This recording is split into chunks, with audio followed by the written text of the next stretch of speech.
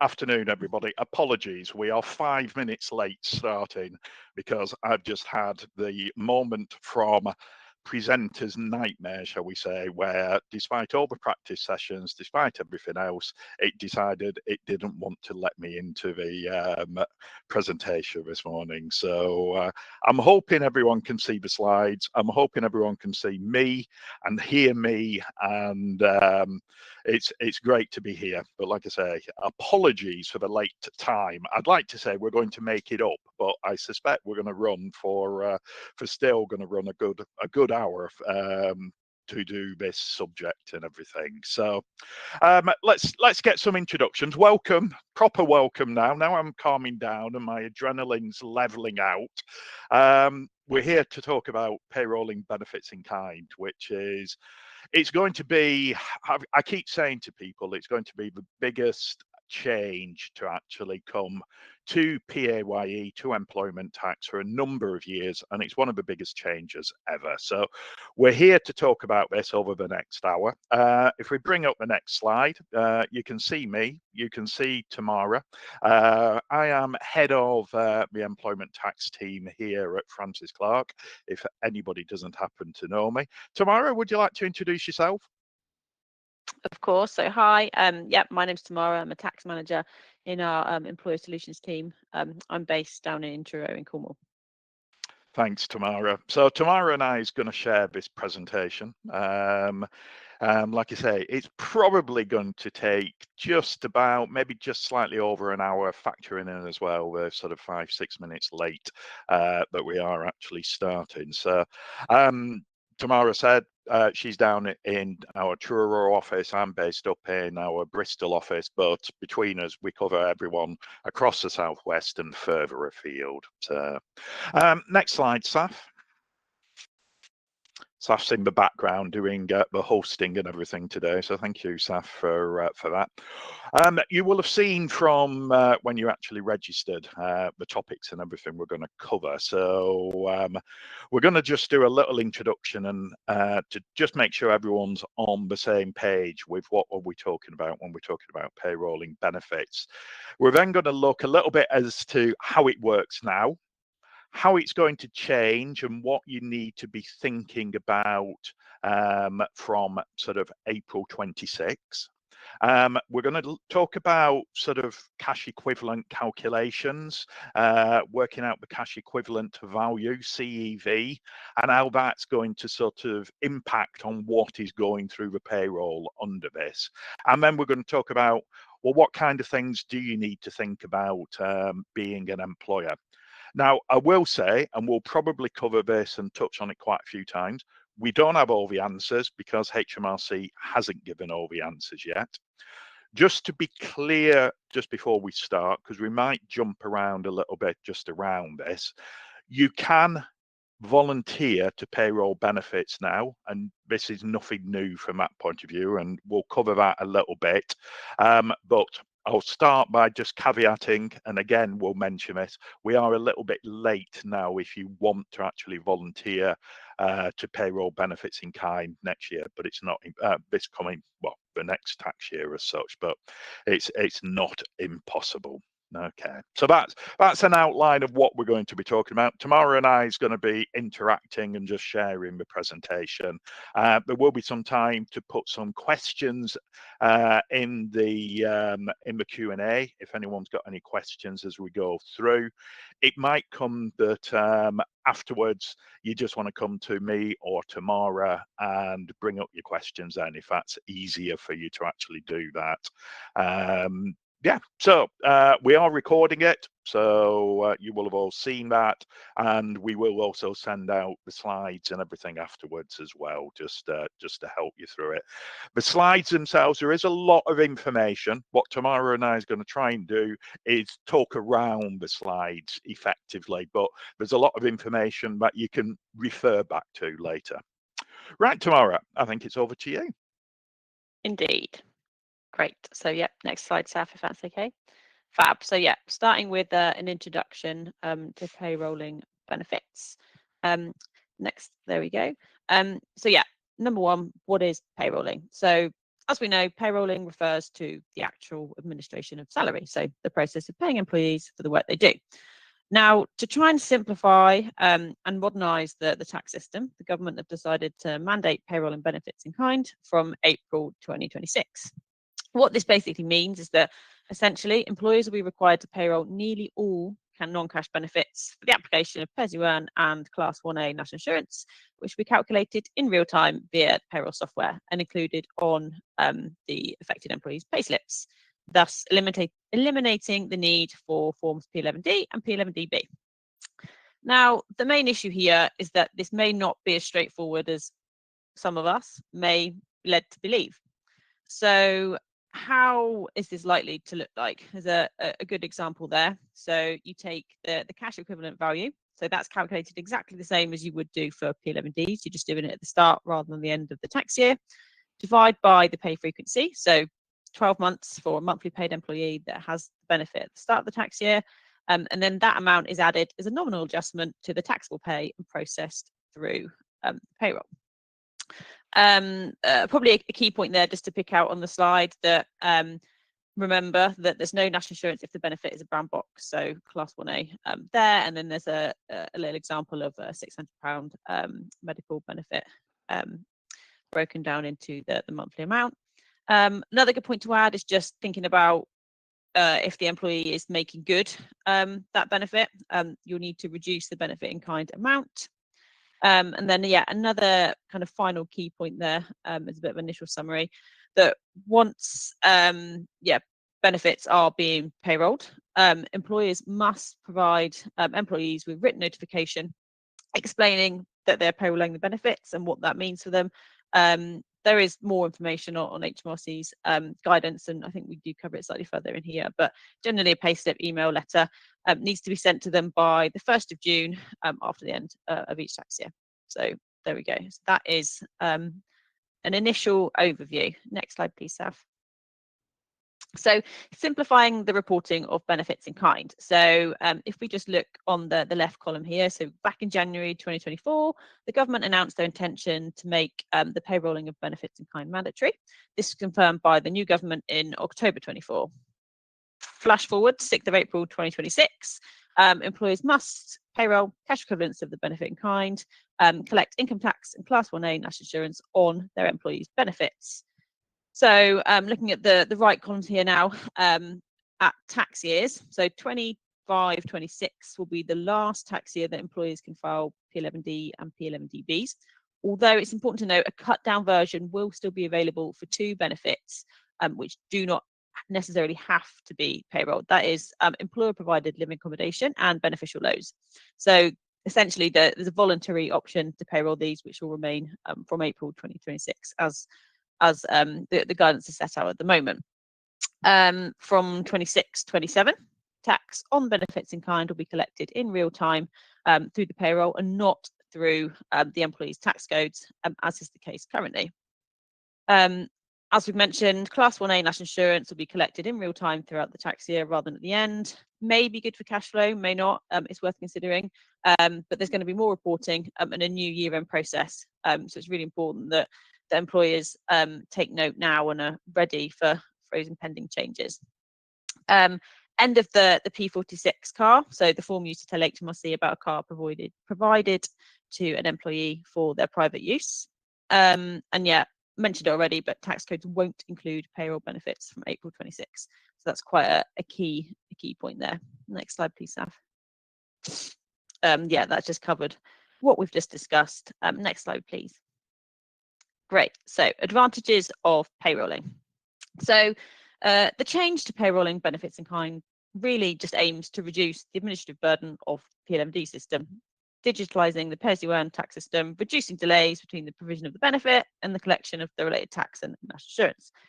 So currently the tax is collected via tax code adjustments, as I've mentioned. That can overlap into later tax years, resulting potentially in unexpected tax bills for employees and maybe a rise in the number of queries related to that. So for removing P11Ds, the idea is that hopefully it should save time, money, reduce the potential for manual errors. The value of the benefits will be visible in the employees' payslips. it's really important, if possible, that action is taken early. Employers consider payrolling benefits in kind in advance of this impending change in April 26. It's a really good chance for employers to test and refine the payroll systems, data flow, reporting, and hopefully meet the new requirements with as little stress as possible. Maybe easier said than done. Yeah, employers can become familiar with the process. You've got allow yourself adequate time to communicate with the employees on how this will impact them. And that's probably another kind of key theme to this presentation is employee communication, which we will cover as we go through. Next slide, please, Saf. So how does voluntary payrolling work? So as I mentioned before, cash equivalent of the benefit will be calculated exactly as you would for reporting on a P11D, but you're doing it at the start of the tax year rather than at the end. Obviously, you can only work with what you know at the time, so the calculation has to be based on the value of the benefit at the start of the tax year. This might be difficult for something like beneficial loans. In light of that, so you're probably aware HMRC set the official interest rate at the start of 24-25 tax year for the first time, so that relates to that. And then that's obviously why there's a voluntary option for the employer provided limitation and interest-free and low interest loans. So the calculation can be adjusted in real time throughout the year. It's really important that the employer keeps track so they know when they might need to recalculate a cash equivalent of a benefit, actually do the calculations and process it through the payroll. And there may be some questions there about who's responsible for what within that process. Next slide, please, Saf. So tax codes. Some people like them, some people don't. I think most employees may not even look and see what tax code they're on. Probably a case for some employees here. Right, tax codes. Under the P11D method, HMRC calculates the additional tax due from the employee, and where possible, they'll collect the additional tax that may be due by adjusting the employee's tax code. So that additional tax is deducted from each month or week if they're weekly paid pay. Obviously, that only happens generally once a year on the provision of the P11D, unless HMRC have been notified in year to adjust that tax code. Now, when you've got benefits in kind being processed through the payroll for the relevant employees, HMRC will adjust the tax codes. So here you go. There's a nice example here. I probably don't need to sit and read it out, but you've got a new starter that joins the company April 24, £600 private medical insurance benefit. So July 25, P11D issued, HMRC adjust that new starter's tax code. So you're going down standard personal allowance less that medical benefit, new personal allowance 11,970. However, HMRC will then predict the employee will receive that benefit again in 25-26. So essentially, the employee is taking a double tax hit in 25-26 because that personal allowance is being reduced again. So, yep, now we're down to 11,370 as the new personal allowance. That automatic prediction shouldn't happen now under the new payrolling benefits in kind system. Next slide, please, Saf. Yeah, just a caution there. So when the 25-26 P11D is received, an adjustment may be required. So here you go. If the private medical insurance turned out to be 700, say, there's been an under-deduction of £100. What would happen there is the tax code under the payroll benefits would now be 12,470, and there'd be a new tax code of 1247. So then you can kind of see the interaction of the tax code and the changes from the P11D method through to the new payrolling benefits in kind method. Probably just important to note that under the payrolling process, it is up to the employer to calculate the amount of the tax benefit and deduct tax based on that amount. You would hope that employees will be checking their pay slips to make sure that the benefits included in their taxable income are correct. They ask their employer, not necessarily HMRC, as would be the case with tax codes, if there was an error or an omission. So that's everything I think on that side. Is it to me now? It is indeed. It is to me. Just only it might help you, and maybe you're out there are a lot cleverer than I am, but I did wonder why I couldn't see the bottom part of the slides, and it's because I had all our wonderful images across the top, and then I realized if I go into the three dots and go to change layout and move to sidebar, it puts the images on the right hand side, and you can see all the slides, just in case anyone the same as me had the bottom of the slides missed off and from what they were seeing and that. So just something to think about, and I just spotted myself. Thank you, Tamara, for that. This is where it gets complicated, because this is where it's sort of, from what Tamara's just said, this is getting to understanding tax codes, and it's understanding how the tax codes work. Okay, so when we're coming to payrolling benefits, there is a need for both you as an employer and employees to really, maybe for the first time for a long time, to understand what is happening in the tax codes. And I spent about half an hour longer this morning on one-to-one with a client, and I've got to have another phone call this afternoon. They're doing this voluntarily at the moment from this April, and they have got themselves quite confused over trying to understand exactly what the impact on people's tax codes will be, and what this all means for when what it means for the past when it's been a P11D process, and what it will mean going forward. So there is a common theme throughout all this presentation about communication with employees, because they are going to need to understand what is happening. Otherwise, what will happen is they'll start to form an orderly queue at the door, or you're going to be getting emails and everything coming in saying what is happening here. So just to add that to it. Okay.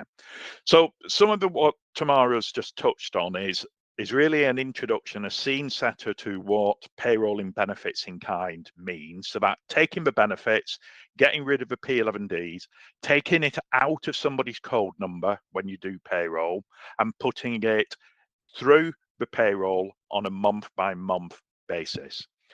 As Tamara's touched on, and I will just go into a little bit more detail in a second, is this you can do now. This is voluntary at the moment, and you can choose to do it. Saf, next slide, please. But just while you read that, if you are wanting to do it, you have to do it before the start of this tax year. So it'll be automatic from April 26, but if you want to voluntarily do it, you need to do it yourselves. Go into HMRC's system to register before the 5th of April. I would have been telling you, you probably should have really been looking at doing this back in December, but you will notice HMRC's website will tell you can go right up to that date. If I've got any of our payroll team listening at the moment, they're probably taking a sharp intake of breath now, because to get everything in place to payroll voluntarily for this next year, you'd have a lot of work now to do in the next 2 months, and payroll would be very difficult for payroll to get everything in line. Okay, so you can register. I don't want to tell you you can't, and you could give this a go for the 25-26 tax year, but I think your time would be better spent, leave it as it is for this year, and start to get all your ducks in a row ready for this being mandatory from April 26. So the warning is there. You can register, you can deregister, you can choose the benefits at the moment if you want. So it does give you an opportunity, as Tamara said, to maybe have a practice run and to get used to collating the information that's needed. But you're going to have to rush it through really now, given that we're already halfway through, well, nearly at the end of February. Okay. Next slide. If you do want to do it, fair enough, and you think you can go, maybe you've only got a couple of employees and it's fairly straightforward to do. You just need to go on, you register, you need to make sure your software can do it, that you've got at the moment. Not all softwares are ready for doing it, so it depends who your provider is. So check with them. And then you need to be thinking about some of the operational changes, which we'll go into more detail about for getting you ready for April 26 and that. But, you know, it's things like, and the example that Tamara gave about the tax code change is to do with where there's annual renewal processes, maybe for your medical benefit, and partway through the year, it changes from £600 to £700. And then you've got to rejig everything if you start to payroll to factor in that extra £100 that is now being paid on behalf of the employees for a medical benefit. So maybe speak to your third-party medical provider and see if you can change the annual renewal process to an April. Might be too late now again, but it may give you more flexibility over building in the changes and everything. If you're voluntary doing it, the same as if you're mandatory doing it, or mandatory, you need to explain what is happening to the employees, and you need to get those internal procedures, processes all in place. Next slide. So what will happen is you'll look at what benefits you actually provide, and you basically put through that notional taxable pay into the software. You need to put some ticks in some boxes to say that this is a payroll benefit. This will be it'll be similar to this when it becomes mandatory, but this is under the voluntary basis. You've got to do it, and that's important to do because you want to make sure that any benefits don't impact on any universal credit assessments that your employees and everything have. Then you've got your FPS to submit, which will have now the taxable benefits. Remembering these are only going through for tax, they're not going through for national insurance. We'll touch on national insurance again at the end, but these are benefits, P11Ds, they're going into the payroll for tax only purposes. And there's a whole lot of data which is collated if you've got company cars, which go through the payroll as well. So there's a lot of information goes, but at the moment it's very specific to company cars, and it's data fields which have to be completed through the payroll in relation to company cars. Next slide. Now, just to factor in, and this will become important again later on as well, and sometimes it's forgotten about this, but you might be aware that within payrolls, you can only take out so much of somebody's pay month by month. Okay. And this is because of what's known as a regulatory limit. Okay. So you can only take out 50% of somebody's salary. Okay.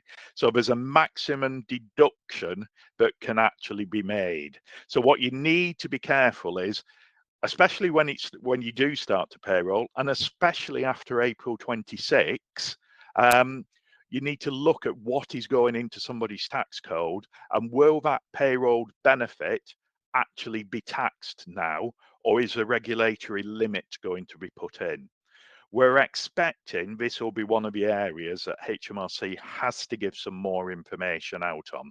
Okay, but it could cause an issue and everything going forward, especially for those who are on K codes and the likes. So and at the moment you can opt in and you can opt out.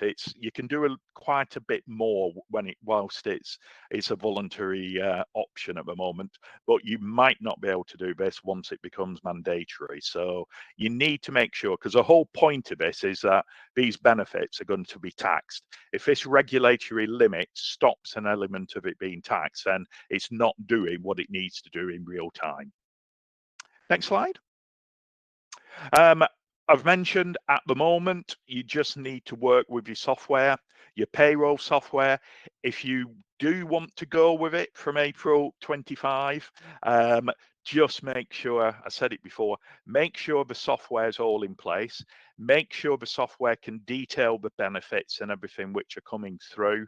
And if they can't get all the information, this is where you need to make the employee aware from the 1st of June each year what has actually been payrolled, so that it's clear to the employees what has happened to their pay and what has been going through their pay for the last sort of 12 months, or going through on a regular basis anyway. So, and what is your software capable of doing at the moment? So this could be an in-house software, or it may be the software that is being used by a payroll bureau, payroll agency and everything. So you need to have, before you even start to do this, you need to check. It might be you want to do it voluntarily, but it could be that the payrolls that you use just aren't ready for it. Some payroll teams out there are working on this to get ready for next year. I would imagine some of the payroll, some of the bureaus and that, if you talk to them now, they might say, oh yeah, we're going to sort this out. We'll get it ready for when you need it in April 26. You really need to be pushing them to be giving you maybe a different answer, shall we say. I'm going to say a better answer, but a different answer. Next slide.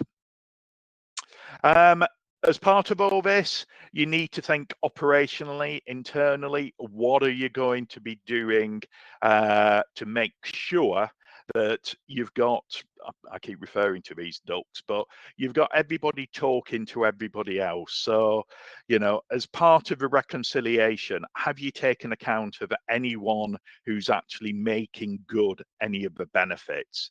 If you haven't, are you doing a reconciliation, or you will need to do a reconciliation to make sure that by month 12 or in week 52, you have taxed all the benefits correctly? Otherwise, the system's just not going to be work as it's intended to do by HMRC. You're not supposed to be able to carry things forward. So they really want a line drawn in the sand at the end of each tax year to make sure that everything has been taxed appropriately. There won't be the P11Ds going in the future. So you need to make sure from that point of view. If somebody is making good, you've got the car fuel. How's this going to factor in? Is a question to be thinking about, because people can make good if they've got private fuel. They've got until the 1st of June to actually make good that private fuel cost. So can you factor that in to the last payroll run you have, or are you going to have to redo some payrolls and rerun after the year end? Okay, so there's a lot to think about if you're going to do it voluntarily. What it does do, if you leave it till April 26 and you talk to, whoever you feel you need to talk to, and I'll come back to that later on, that you can get everything it gives you more time to plan and think through what is needed. Next slide.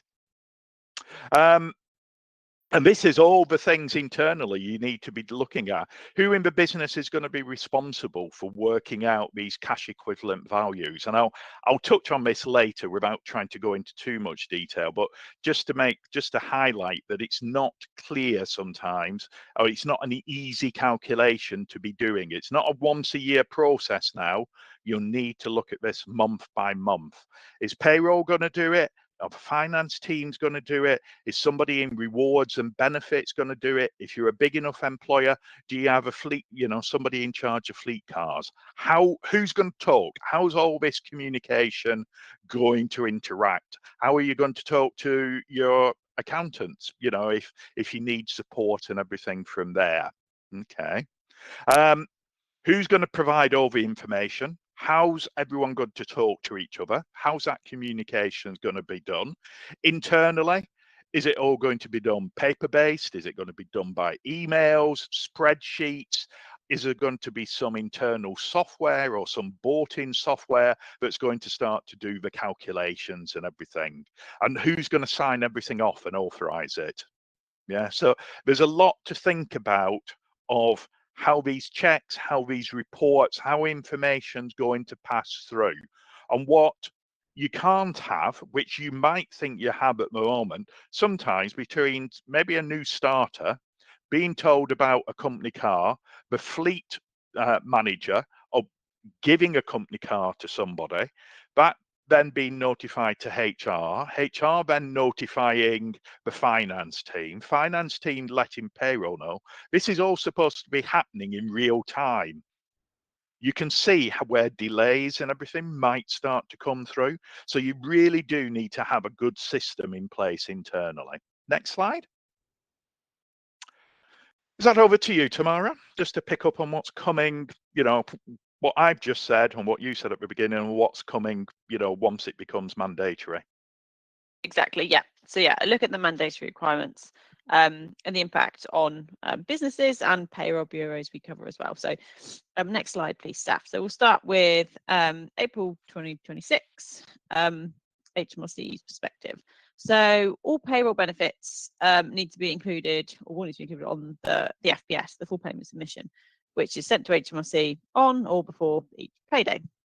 So a key point there, will more information need to be provided? So potentially more fields need to be completed on the FBS.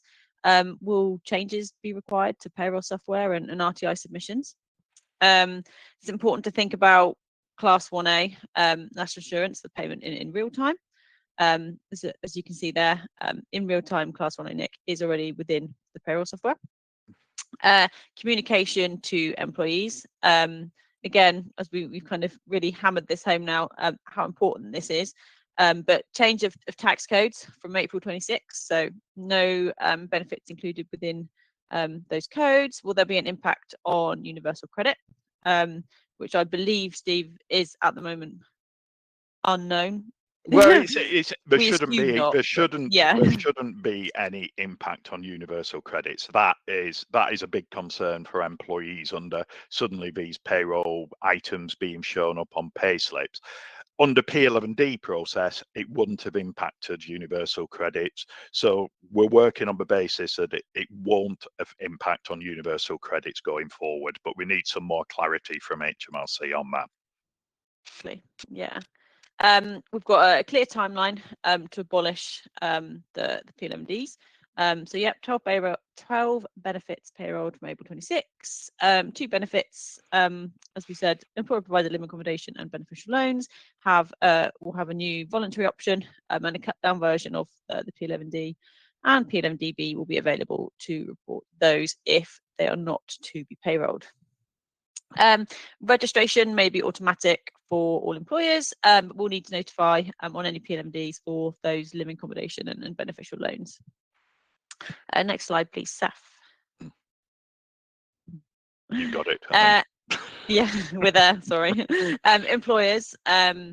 So firstly, again, really important point, communication to employees.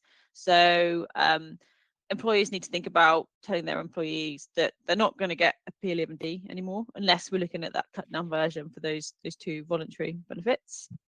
They're going to be receiving this statement produced by the employer by the 1st of June each year. Employers need to think about, does this statement cover everything that it needs to? I'm pretty sure there is a list in the guidance of what that really should look like. So details of benefits that have been payrolled, the amount, details of benefits potentially not payrolled. Again, just advising of the expected change in tax code from April 26, and then what will happen, as we've kind of briefly covered so far, if the value of the benefits changes mid-year.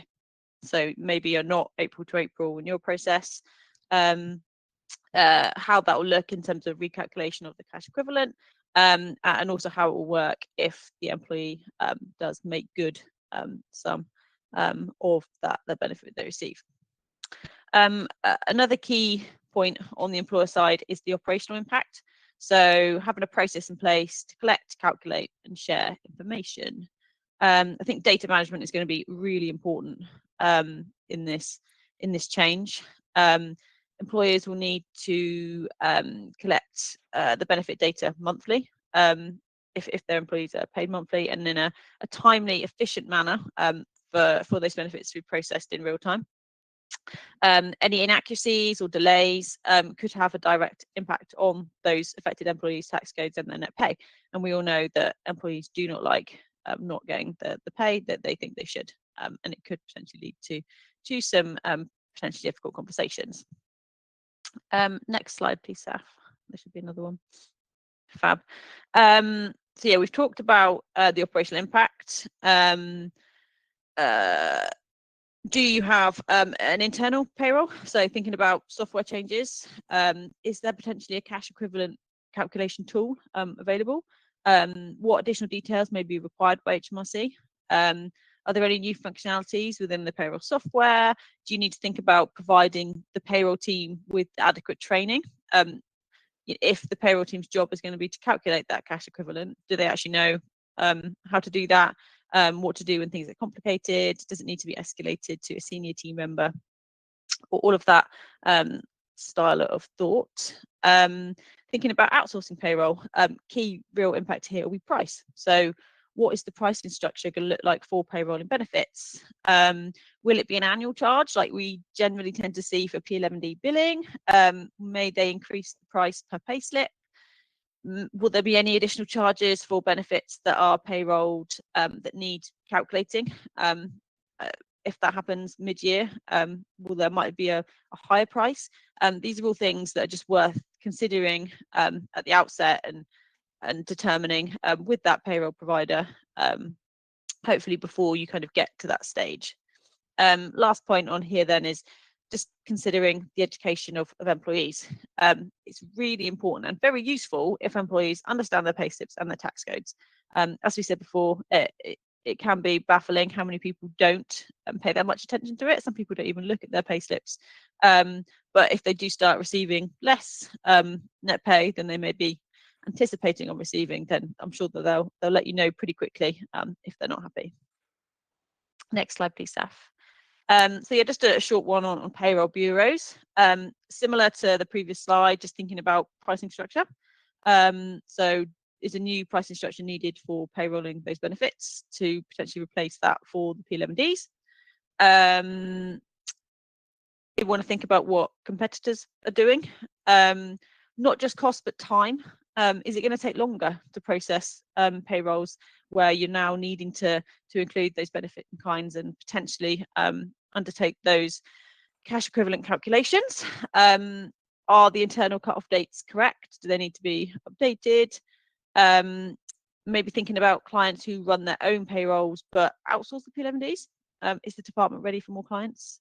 Do you need additional staff? Do they have the skills and training that they do need to have to do that? A lot of questions on there, but it's just all food for thought to hopefully give you a bit of an idea beforehand before we actually get there. And I think, yeah, just this one's a bit of a summary slide. So payroll benefits, you've got no more P11Ds in their full form anyway. No more hiding the benefit in the tax code, and no rule reporting benefit in tax return. So as we kind of mentioned already, currently payroll amounts are not taken into account for universal credit. It's not entirely clear whether this will continue, but we would understand that that's likely to be the case, just waiting for more clarification from HMRC on that. Probably a good point there. Don't tell HMRC you have a new benefit if it is payrolled, because you don't want it included in your tax code. And then, yeah, a final point really is just thinking about new starters, informing them how their payroll benefit will be taxed, maybe informing them that their tax code may be amended to adjust any benefits. The new benefit won't be included in the tax code, and then thinking about whether there's any underpaid tax that they may still be paying through their existing tax code, whether that'll still be collected via the tax code or not. So yeah, that's everything on my side. Steve, I don't know if you have anything that you wanted to add on any of that. No, I was just gonna, just before we can bring up the next slide, but I just to give you a breather, because I know there's a lot we've gone through, and we've also talked about what the voluntary side of it is. You know, if you want to go for it now, probably not, but if you want to, it is there to be used. Then we've got this mandatory nature. We believe for the mandatory side of it, HMRC will probably just throw a switch. It could just be you don't need to register, because everyone has to do it. So they'll throw a switch at some point and everyone will go into the system to be, mandatory from April 26 onwards. Again, they might want you to register. We don't know for certain, but HMRC could just do it and do what they need to be doing. One little change, which Tamara's just touched on, and it does come up as a regular question. Our understanding is at the moment, if you do it voluntarily, you do have this weird thing that at the end of the year, to account for the Class 1A national insurance, you've still to prepare and submit a P11DB to pay over the Class 1A. So it's still an annual sort of function, if you want to, process to actually go through. The idea is that once it becomes mandatory, the hope is that that will become Class 1A national insurance will be divided into 12 and will be done on a month by month basis. We're waiting for HMRC to confirm that, but it should do. And as Tamara said, the softwares were set up to actually do this, from sort of now.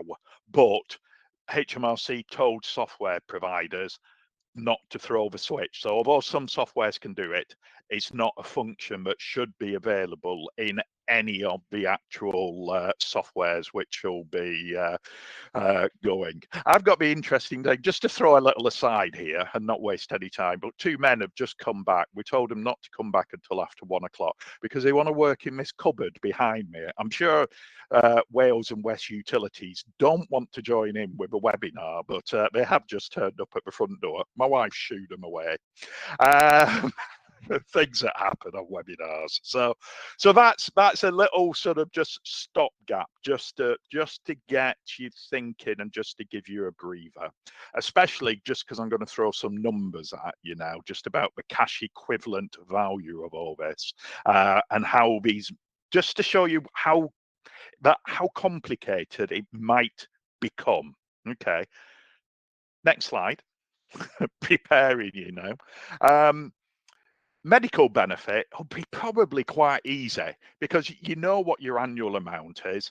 You'll divide it by 12. I mentioned right at the beginning, and Tamara did, that you probably need to think about there may be a change during the year. So you'll need to factor in that change of maybe medical benefit going from £600 to £700. Okay. But the next most popular things are vans and cars and fuel benefit. Forgetting just about the year, that I know this is talking about June 24 and everything, but it's just giving you, if you were payrolling at the moment, because nothing alters, whether it's voluntarily or whether it's mandatory, nothing actually alters as regards these cash equivalents, okay, and doing the calculations of them all.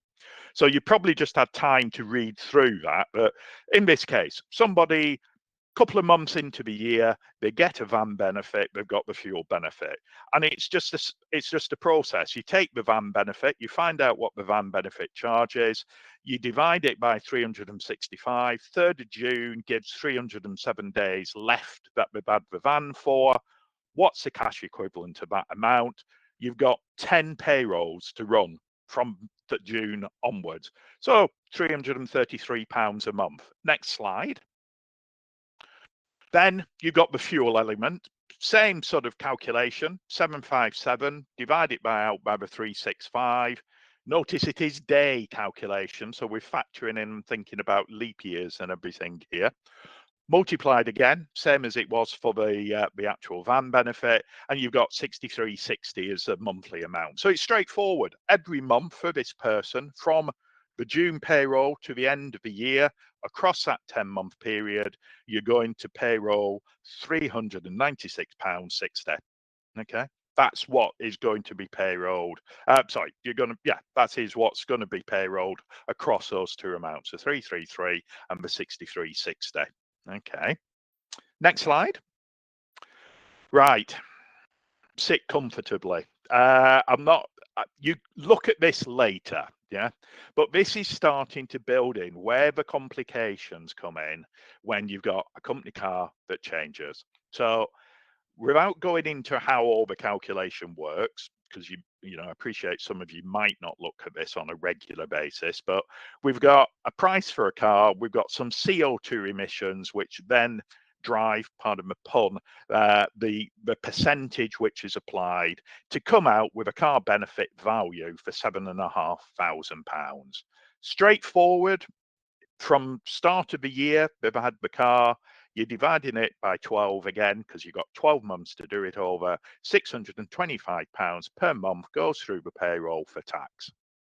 Then, as is often the case, there's suddenly a change from the 1st of October, a new car, a better valued car, well, better, lower CO2 emissions. So the benefit is going to alter for the 6 months.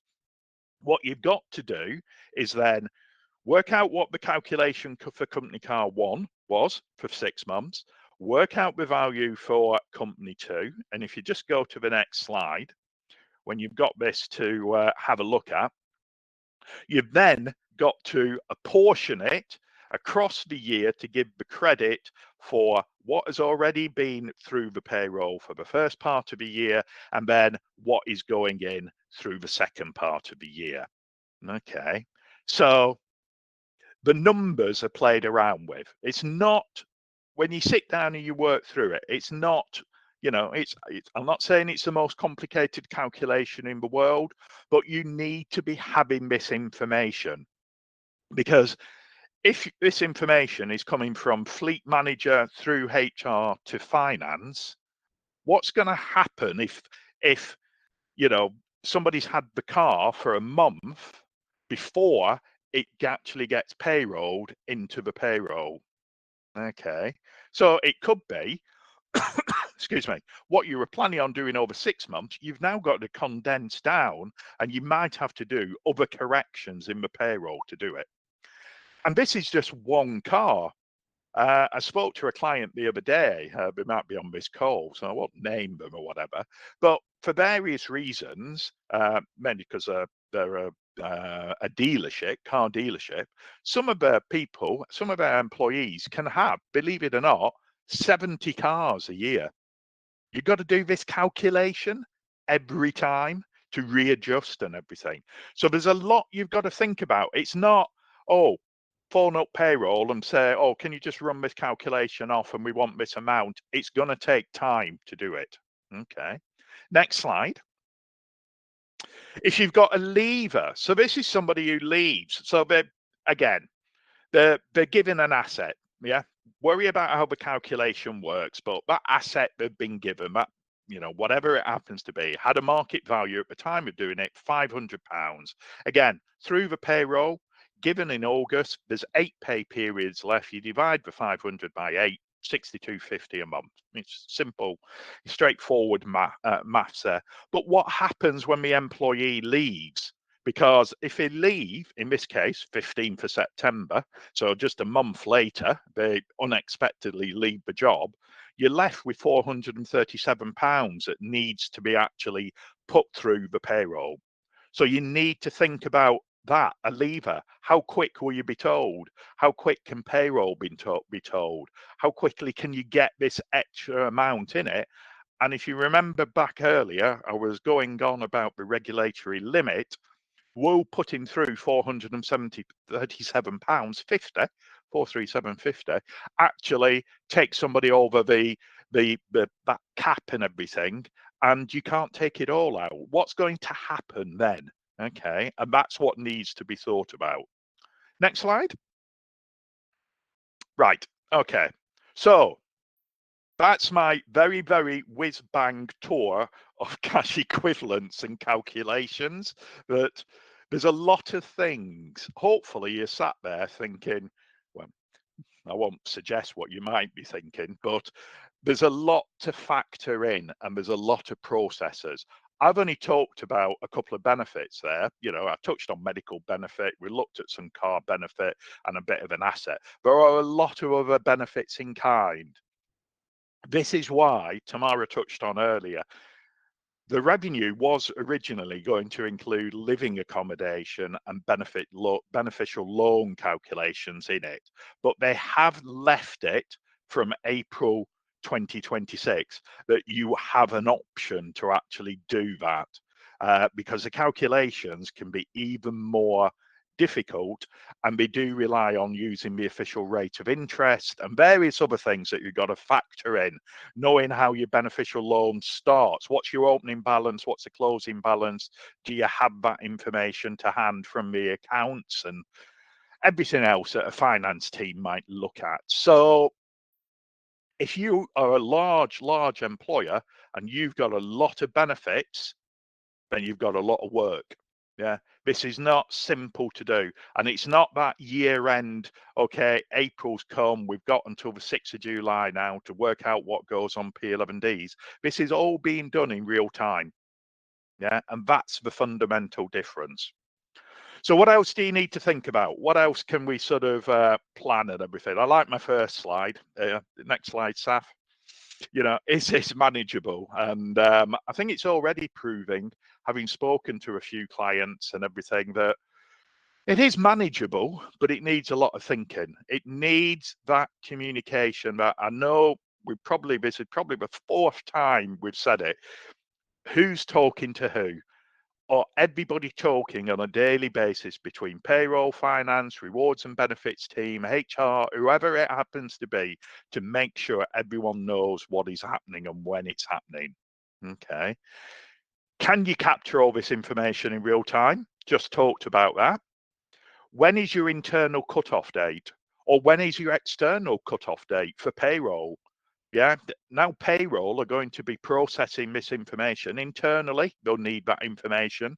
If it's external, that's going to have to be factored in for you sending the information to, let's say it's Francis Clark payroll team, that they need that information in the right method at the right time.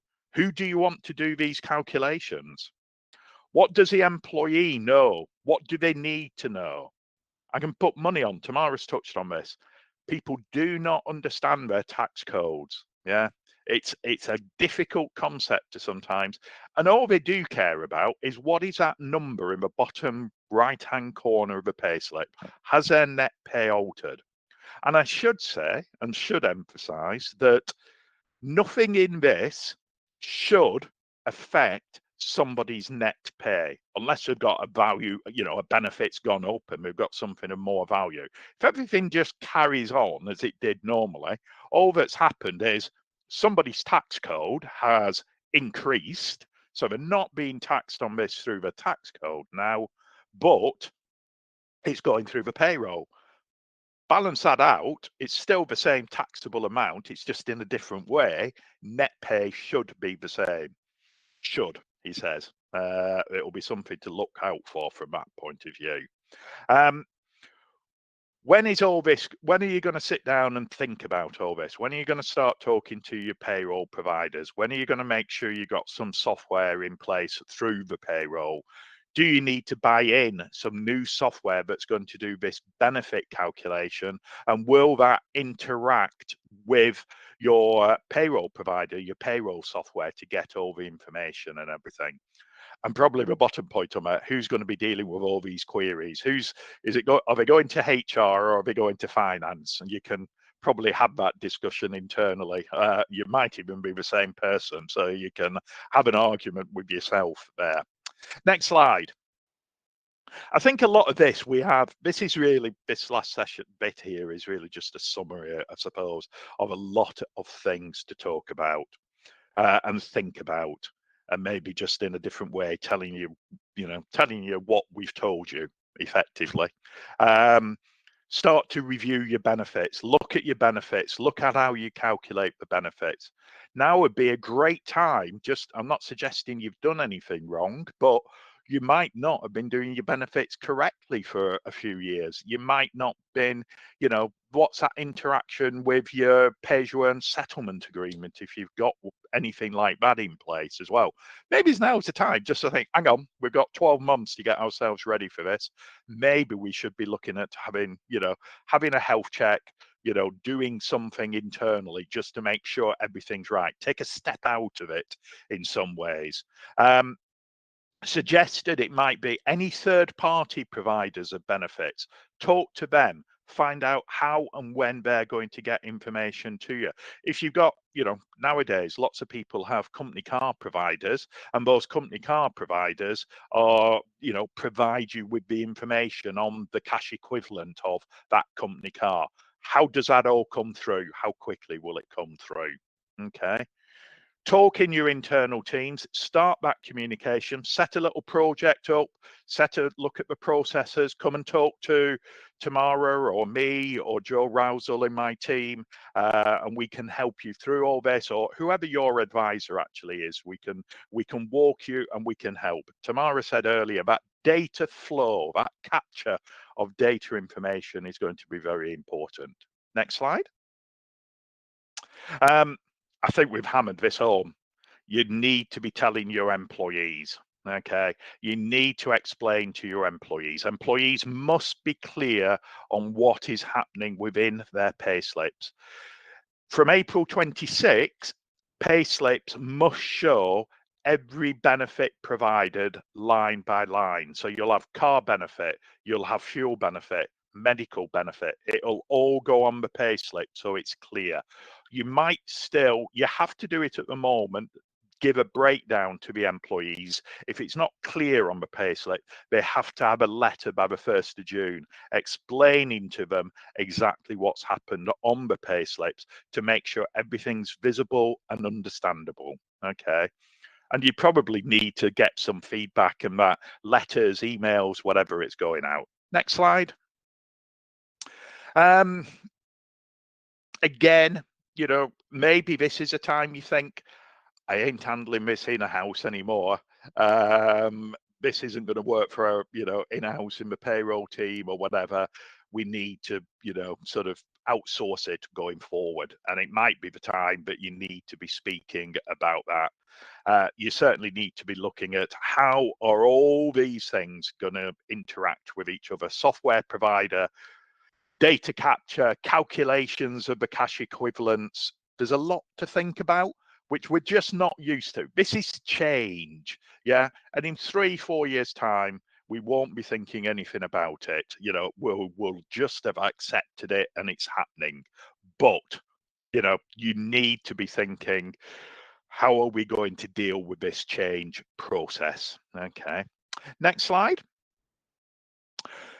This is what I've been talking to my clients about, the firm's clients and everything, about this 4-stage process. I've said maybe it's now the time, let's have a look at the benefits we provide. Let's see what the other options are. Maybe you want to change your reward system and that around, for, sort of now's a good time to be, factoring all that into it. That data collection, how will it be done? Are you able to do the calculations in-house? Do you need support on that? Not only collecting it, but then doing the calculation, and probably, as it always does, what is the communication? Who is going to be in charge of communicating this, not just to employees, but to everybody else, with it internally and externally? Okay, so that's the 4-stage process that certainly we could help you with, but again, you might have your own advisors and everything who can walk you through that. Okay, next slide. Nearly there. A couple of slides just to finish up on of what we know and what we don't know. Again, a summary of the summary. We're expecting further guidance from HMRC mid to late 2025. Okay, doesn't give software developers a lot of time if everything's not factored in at the moment. If you're doing your class 1A and it becomes monthly, that might impact on your cash flow forecast. It might be something you set aside and think about, well, we pay it in July, after the year end, but now you're going to be paying it monthly. Maybe it's a good way because you've spread the payment over 12 months rather than having to find a lump sum. Okay. Have a look at what the software products are on the market. Now's a good time to go out there and see. I know a lot of software people are out and about at the moment, sort of doing their sales pitches around this. Okay. Yeah, I've still got it on there. Consider doing this voluntary from this April. If you think about everything we've just talked about, maybe not. maybe you do need that time to think and plan, and maybe you're a bit late for this 5th of April sort of to get everything in place. And yeah, review what else have you actually got? Sorry, Saf. You know, I touched on this before. Now is the time to maybe just look at your rewards program. What benefits are you providing? Is there anything you can do non-taxable? Yeah, there are some exemptions out there. They're pretty small and not a biggest, longest list of things, but it might be a time. But yeah, let's look at other alternatives on what you can do for your employees. And what we don't know, next slide. There we go. We do have some interesting questions still out there, because you might be a director sat there and you might not have a salary. You might be paid in dividends, but you've got a company car. I pause for a while that sinks. How do you take something out for that company car out of nothing? And I don't have the answer to that. It could be somebody's reduced down onto maternity pay, still has a company car. How is that benefit going to be taxed if somebody hasn't got any pay to take the tax from, or, you know, they're on maternity pay? So the things to think about there. How do you make good? So those employees who are making good some of the benefits, how do they actually do it? They're paying the Class 1A national insurance in time. I'm saying it's expected, but it's not confirmed at the moment. So we just need to watch the space on that. We are expecting year-end updates to be allowed, some correction at the year end to sit down and do a bit of a reconciliation and make sure you've caught all the benefits. Okay. You might have some missed benefits and you need to suddenly payroll them. Well, how do you do that if you suddenly realize someone's had a car for 4 months? How are you going to build that into the payrolling process and everything so that they can catch up? And again, probably get some more information on those situations from HMRC. We've mentioned beneficial loans and living accommodation. I've not even started to think about internationally mobile employees, those who are coming to the UK. They could be on expat schemes, all sorts of things. That all needs thinking about. And Tamara does a lot of work on for global mobility, and we are talking and thinking about that. I've not touched on optional remuneration arrangements, and some of you might be thinking, what the heck are they? But they exist, and this is where somebody has the choice between having a company car, say, and having an allowance, or choosing a company car. And the value of the allowance they give up could be more than the benefit of the car.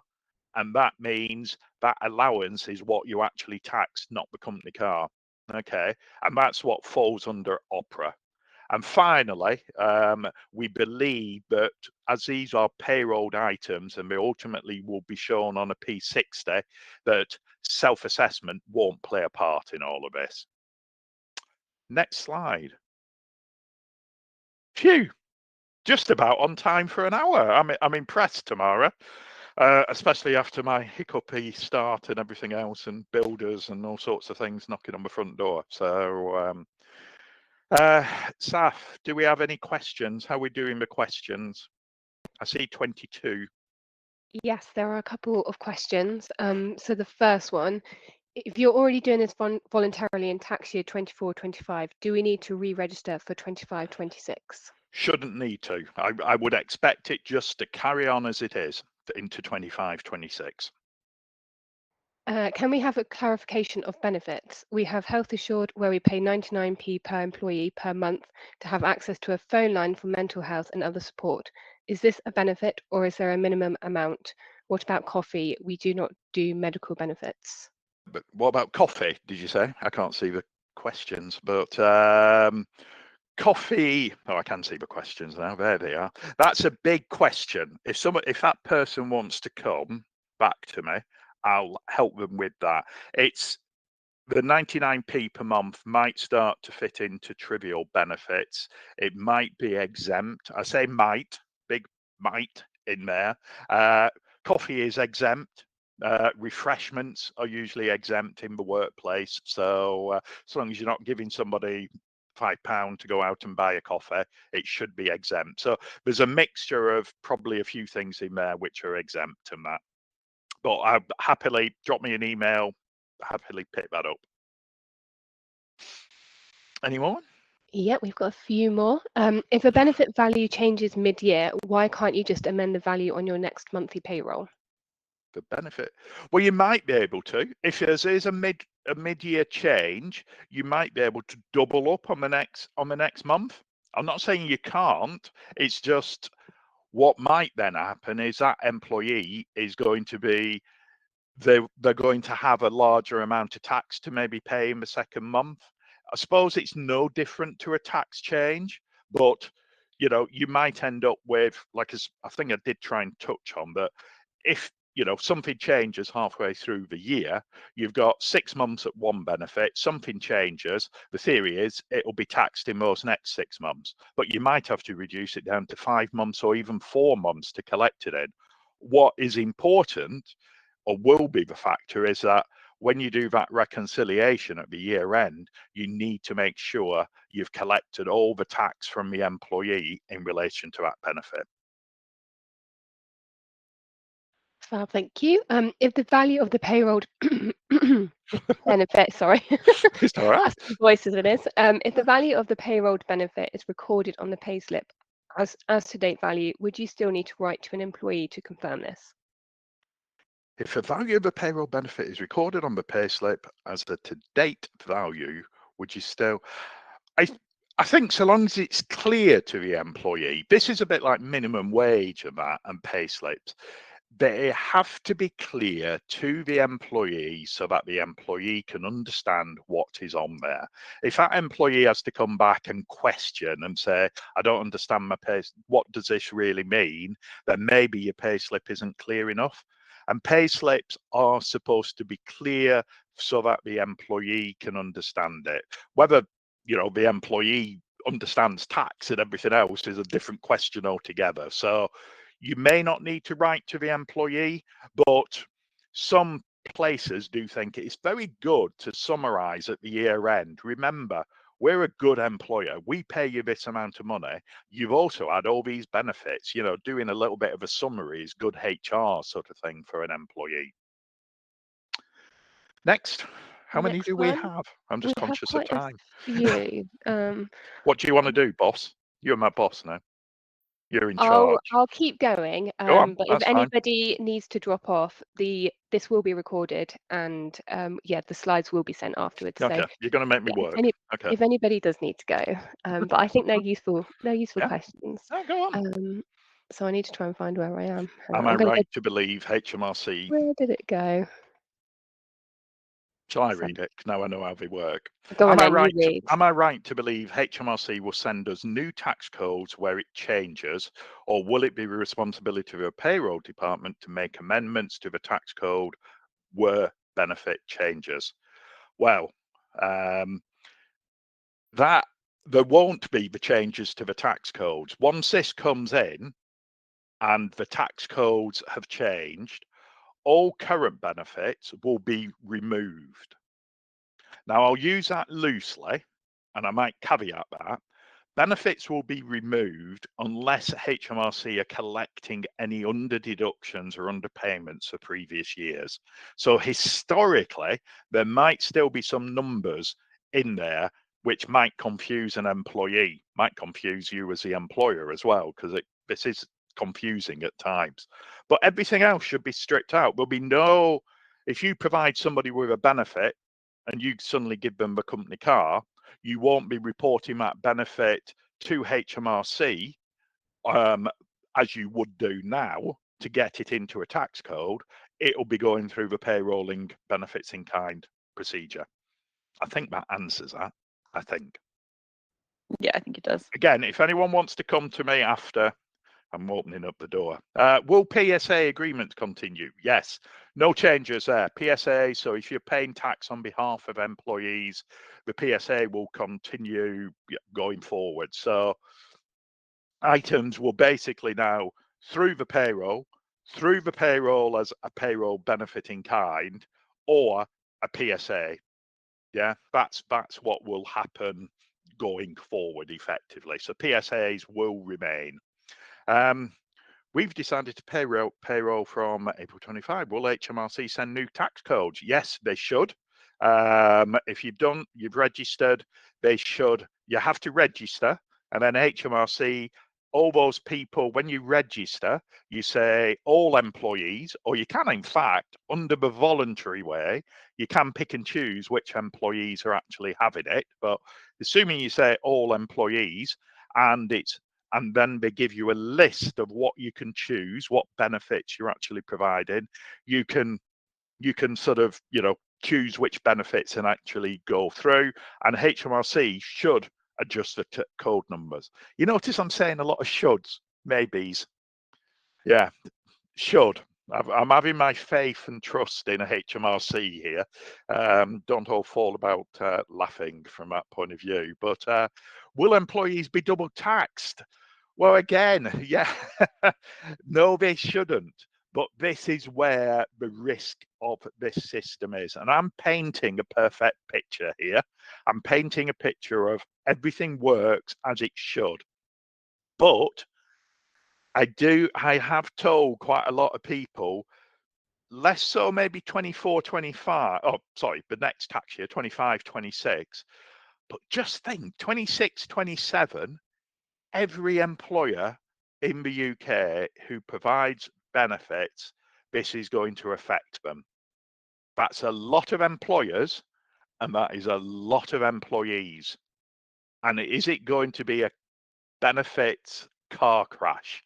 There is a risk. So that's why somebody needs to understand what is happening at both an employee and the employer level. Otherwise, yes, people may well be double taxed. Okay, this is a multiple question. We also have employees that pay personal car contribution towards monthly car cost. I will re-put these through. That's your making good. That's how you're going to have to reduce the benefit. As part of the benefit calculation, you take on board payments which are for the private use of a vehicle or capital contributions. And that's all factored into the car benefit calculation. So they should be built in. They're quite complicated sometimes to go through. And currently the accountants calculate the total amount, as capital contributions on the P11D. So yes, they're going to have to, that said accountant is going to have to do some more working out to get it through and what is actually happening now to payroll those items. What happens pay as you earn also in place for a P11D? I've said PSAs continue as they are now. When this does become mandatory, will HMRC remove all current benefits as payrolling is mandatory? Or will employers need to tell? I think I've covered that, but this magic switch is going to be thrown and somehow behind the scenes, HMRC's internal systems will know that benefits are no longer in the code number and they'll take them out and then it'll just be payrolling benefits in kind going forward. That is how we think it might happen. Might be some change before this actually comes in, but that is the intention at the moment. Gosh. So are we right in thinking that in 2026 employees will be paying twice for the benefit? Once in the tax code following, I think again, no. Tax code, once the P11Ds go in, they should tidy up the previous year. What they should then do is, if anything changed in year, which hasn't been taxed for the previous year, yes, that will go into the tax codes, but the benefits for the current year will all be taxed under payrolling benefits in kind. So there's a sort of marriage happening between the past and the future. They're going to sort of come together, maybe, hopefully. Yeah. Is there any fines in place? HMRC have said they will be gentle to start off with. So we're going to have probably 12 months, couple of years maybe of grace to actually do this. But they're putting a lot of work on you as the employer. No surprise there. Their expectations are high for you as an employer. They won't be sat there at the year end with P11Ds at the revenue to look through and think about. There's a lot of responsibility here on the employer, which means there's a lot of responsibility for getting it right.